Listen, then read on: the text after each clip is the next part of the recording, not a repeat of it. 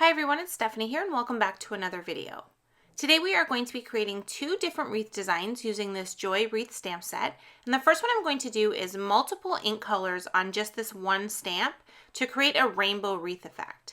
Now this is obviously not traditional Christmas colors. It's going to be a very bright, colorful rainbow design.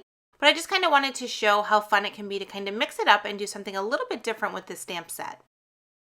So I have a 4" by 4" piece of white cardstock in my MISTI stamping tool, and I have the wreath on the MISTI stamping door that's going to allow us to stamp it repeatedly onto this square of white cardstock. To do this technique, you do need a stamp positioner such as this because we're going to continually stamp this over and over, and we want to be able to easily stamp it in the exact same place. So what I'm going to do is I'm going to stamp it first with some pink ink. This is Razzleberry ink. And what I'm doing is I'm putting the ink onto the wreath in a small area. And then I'm taking a cloth and I'm kind of dabbing each end of the ink just to kind of fade it off and not have any harsh lines where one ink starts and one ink ends. This just helps the blending of the ink go a little bit smoother and you don't have any harsh lines that you have to try and blend out by doing the stamping.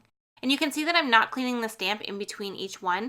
This is also a great way to help it blend even more together because you're leaving that existing ink on the stamp, so everything kind of blends together as you continuously add the ink. So once I did the Razzleberry, I moved on to Red Hot, then I went to Coral Crush. I used Lemon Drop for the yellow.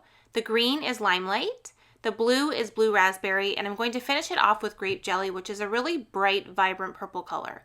I love how the purple blends with both the pink and the aqua blue color, so it's a really great color to end with, and it fully completes our wreath design. And we end up with this really fun design where we have a rainbow pattern through all of the leaves, and we quickly and easily stamp that by using the stamp positioner and just changing out our ink colors as we went. So I'm going to set this aside to dry fully, and I'm going to work on another card design that uses more traditional colors but also has a fun effect. So what I'm doing is I'm taking Versamark ink and I'm putting this onto my stamp.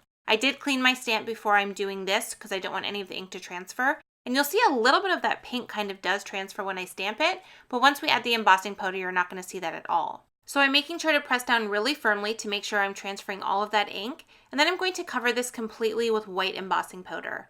You're not going to see it too much because it is white on white, but you can kind of see as I tilt it there, that powder that's sitting on top of the ink. I'm going to take this to my heat tool and heat set it, which will make that embossing powder permanent. So you can see on this cardstock piece now, as I tilt that, we have that wreath design in the background with that white embossing powder. Now I want to add detail to the wreath with a traditional green color, and I want to have ink blending going around the shape of the wreath. But I want to have the ink contained. I don't want to have it kind of all over the place. So what I did is I took two circle STAX Die-namics and I cut out a large circle, and then I cut out a smaller circle in the center. And it kind of creates that donut shape you see on the left-hand side. What I want to use is the outside piece as well as the center circle. So what I'm doing is I'm putting that masking paper over top of my wreath design, and I'm trying my best to kind of put it perfectly center around that wreath. And then I'm going to do the same thing with the smaller masking piece in the center.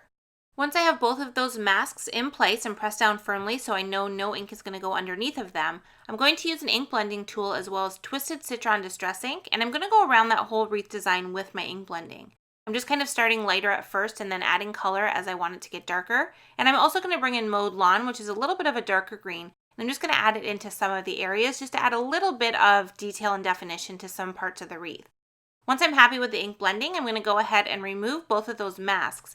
And what we're left with is that design that we created with the wreath and the embossing coming through that distress ink, and it's going to give us the wreath design, but we're not going to fully see all of the wreath pieces. So we're going to have a little bit of that white embossing powder going into the center as well as the outside just on the white cardstock. But we have a really defined design in the center. I just think this looks so modern and geometrical. It's a lot of fun. Now I didn't have it fully centered on the cardstock piece, so I did trim that down a little bit smaller. And now what I'm going to do is stamp out sentiments onto each of these. We are going to keep these cards very simple. For this one here, I'm going to stamp the Joy, Love, and Peace right in the center of the wreath. And I'm using black ink to stamp this, and I'm also using my MISTI stamping tool so that I don't mess up the inking on the sentiment since we've already done all of that wreath work. Then I'm going to switch out this stamp here. I'm going to remove this one and replace it with the Merry and Bright stamp set. And both of these stamps are from the Holiday Tag Talk stamp set.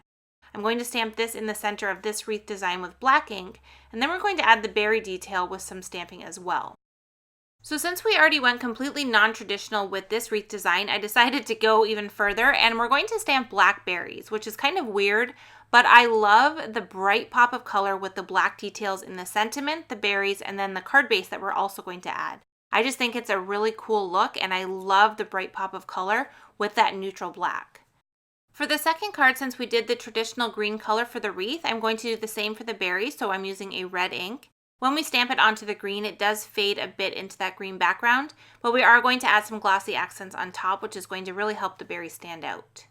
So to finish these off, I'm going to add them to their card bases. So for this one here, I'm adding it to a red card base to coordinate with the berries. And then like I mentioned, for this other one here, we're going to put it onto a black card base so that we have all of the bright color within the wreath, and then we have the black details in the card base, the sentiment, and the berries that we stamped.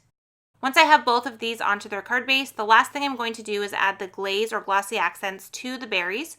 This is going to give them a little bit of a raised finish to give them a little bit of dimension, and it's also going to leave them super shiny. So I'm just going to quickly go around each of the card designs, adding this onto each of the berries. You're just going to want to take your time with this since the berries are small. A little bit goes a long way, so just press out a little bit of that glaze onto each of them, and that's going to be plenty to cover them up. And then once we have that done, we have two finished cards that each have a really cool ink blending technique applied to them. For the first card, we used the ink directly onto the stamp and blended all of the colors together by continuously adding multiple colors to one stamp. And then for the second one, we did the embossing and then added that really cool frame around the wreath and did the ink blending over top. So I hope this video gave you some ideas on different ways that you can use this stamp set as well as others with your ink blending to create some really cool effects. As always, I appreciate you being here for another video, and I hope to see you again soon. Thanks so much for watching.